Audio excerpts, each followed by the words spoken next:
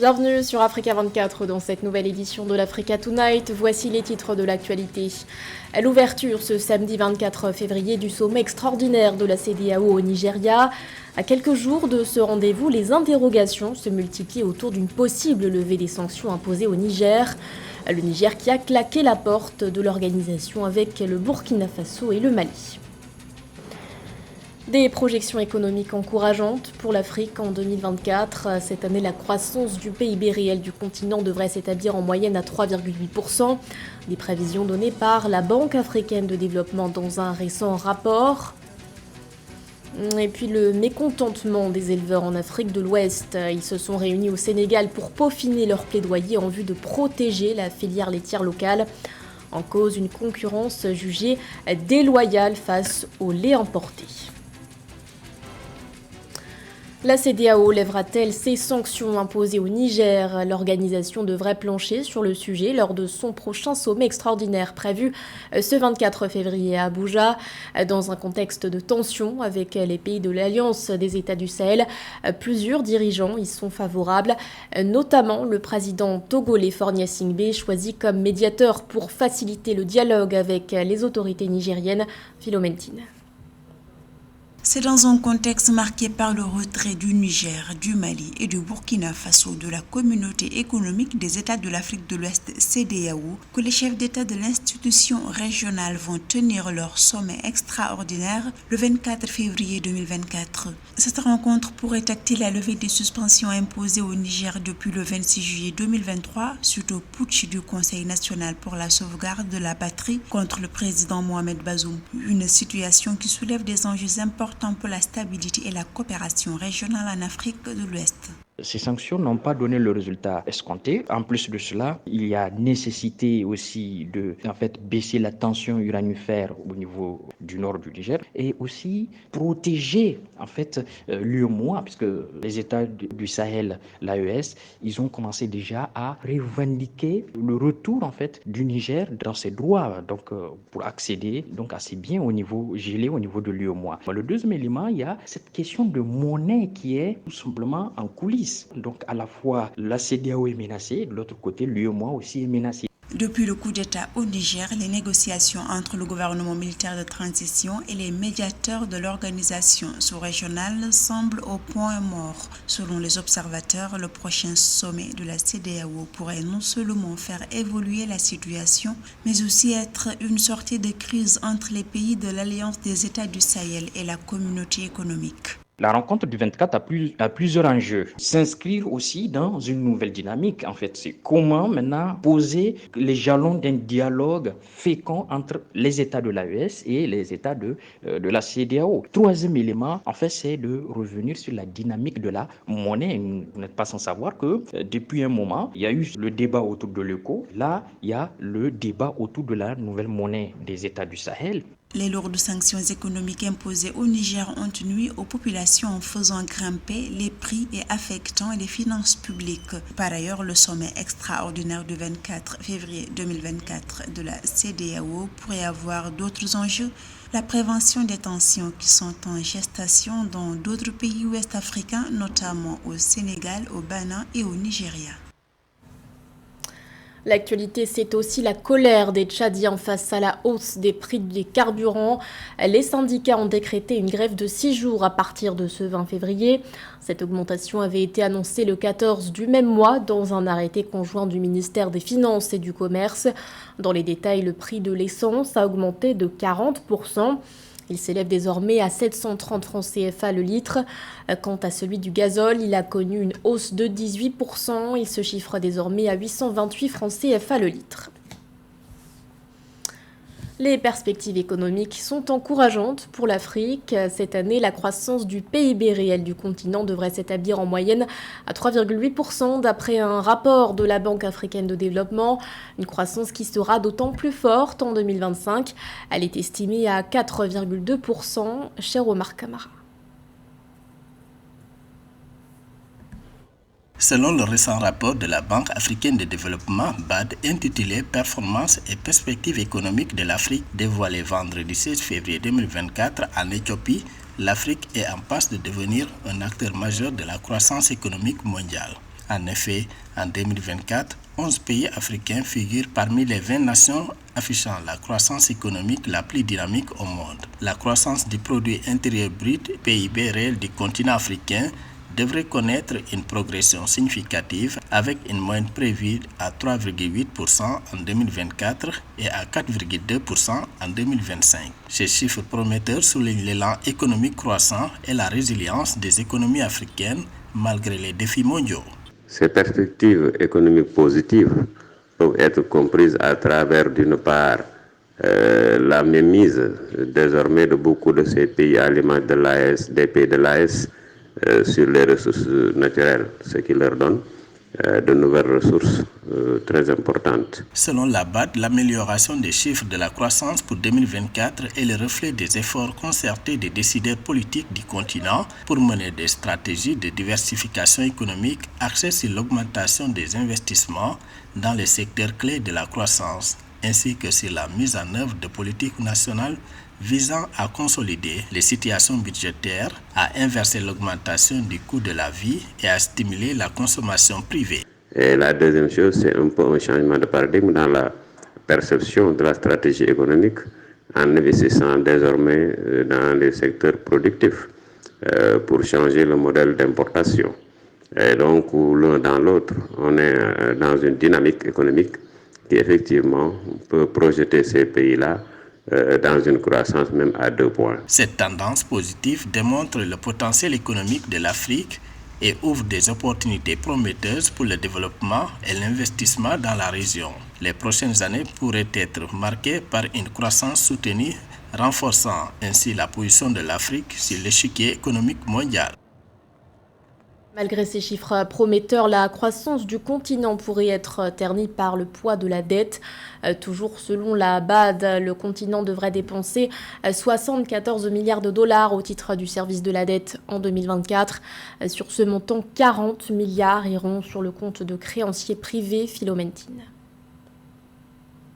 Alors que la croissance du produit intérieur brut PIB réel du continent africain devrait s'établir en moyenne à 3,8% en 2024 et 4,2% en 2025 selon la Banque africaine de développement BAD, la dette croissante pourrait entraver les perspectives de croissance à long terme.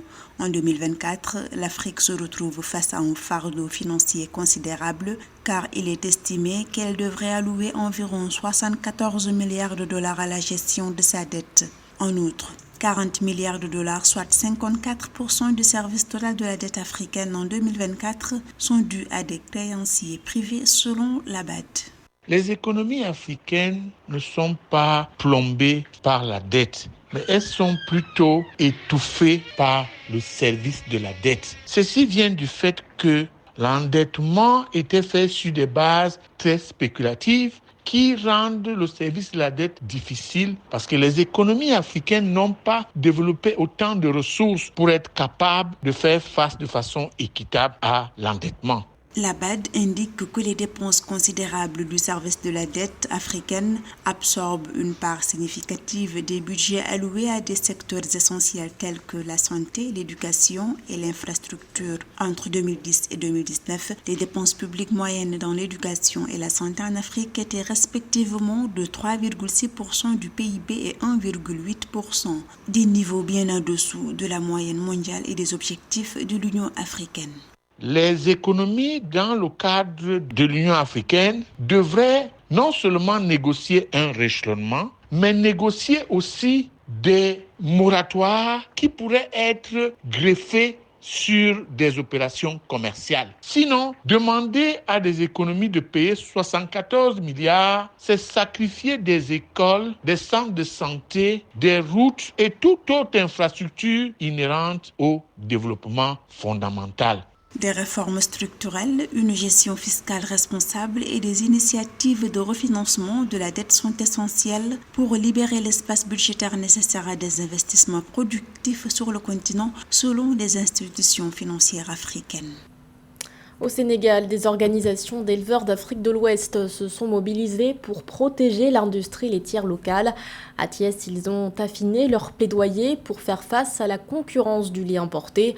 Dans le cas du Sénégal, 90% du lait vendu est importé sous forme de poudre et paradoxalement, il est moins taxé que le lait produit localement. Les explications dans ce reportage de cher Omar Camara. Au Sénégal, des organisations d'éleveurs ouest-africains se sont réunies le 16 février à Thiès pour peaufiner une stratégie de plaidoyer.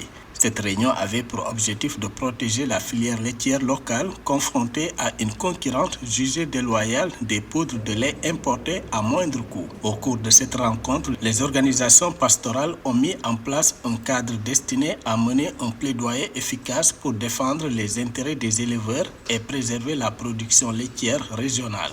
Cette initiative démontre l'engagement et la détermination des éleveurs ouest-africains à faire face aux défis actuels et à assurer un avenir durable pour leur industrie. Nous allons à partir de ça mettre en place une stratégie qui nous permettra d'ici la fin de l'année de mener beaucoup de campagnes de sensibilisation et de plaidoyer auprès des décideurs, même auprès des consommateurs pour qu'ils consomment le lait local et pour en tout cas au profit de nos populations. La situation avec le lait en poudre, parce qu'il est importé, il est faiblement taxé et donc le coût est bas par rapport à nos productions. Ce qui laisse donc nos éleveurs qui ne bénéficient pas du marché, de la manne qu'offre le marché laitier. Par ailleurs, l'Association pour la promotion de l'élevage au Sahel et dans les savanes, APES, une organisation de droit burkinabé, a déclaré que le tarif extérieur commun TEC imposé par la CEDEAO n'assure pas la protection de l'industrie laitière locale. Ces produits importés sont vendus à des prix jusqu'à 30 voire 50% moins chers que le lait produit localement, ce qui entrave le développement d'une industrie laitière locale forte et durable. On a des outils en ce sens que la tarification au niveau de la CEDEAO, ce qu'on appelle le tarif extérieur commun de la CEDEAO, actuellement ne protège pas la filière lait locale. En ce sens que les importations de poudre de lait passent dans la bande de 5% de taxation. Ce qui fait que, qu'est-ce que les industriels font? Ils amènent du lait en poudre en vrac et ils le reconditionnent sur le territoire africain dans les petits sachets. Donc ça passe sans grande taxe au niveau de la douane. Donc ça fait que vraiment ça entre et ça déstructure la filière lait local. La filière lait local est essentielle pour la survie de plus de 48 millions de producteurs et la création de milliers d'emplois, notamment pour les jeunes et les femmes dans la région. Au Sénégal, le plan d'action lait du gouvernement envisage une production additionnelle de 132,3 millions de litres de lait frais local d'ici 2025, créant ainsi 35 000 emplois. Il a été élu meilleur buteur de la CAN 2023. L'attaquant équato-guinéen Emilio Nsoué Lopez s'est exprimé le 15 février sur sa suspension de la sélection nationale. Une suspension justifiée, je cite, par plusieurs épisodes d'indiscipline grave selon sa fédération. Sur les réseaux sociaux, le joueur a contre-attaqué en dénonçant une industrie du football minée par la corruption dans son pays. Son exclusion est par ailleurs contestée par ses coéquipiers qui appellent la fédération à revenir sur sa décision. Joël Ballot. Document en main, l'attaquant équato-guinéen Emilio Nsoué clame son innocence.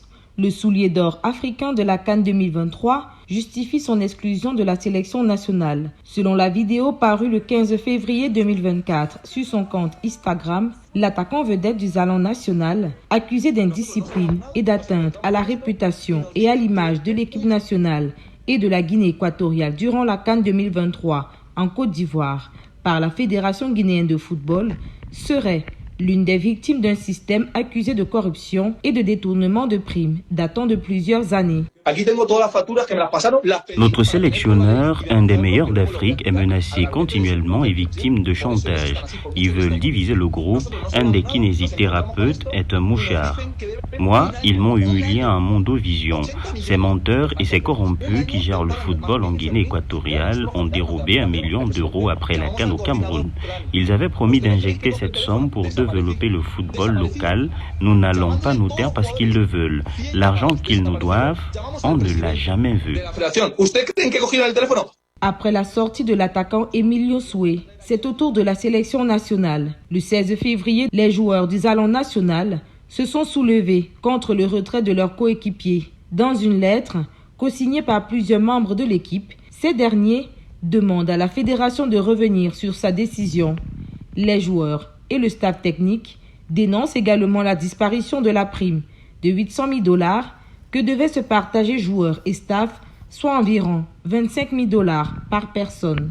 Nous tenons à remercier tous les Équato-Guinéens du monde entier pour leur soutien. Nous avons fait de notre mieux pour vous rendre fiers et heureux et nous sommes certains qu'ensemble, nous continuerons à jouir d'un bel avenir. Pour rappel, en plus de Emilio Soué, Ivan Salvador, qui aurait été impliqué dans un incident à Abidjan, a également été suspendu de toute activité liée à l'équipe nationale. Du football toujours avec l'organisation de la CAN 2025 qui se précise. La CAF a donné son accord de principe pour que le Maroc abrite cette compétition.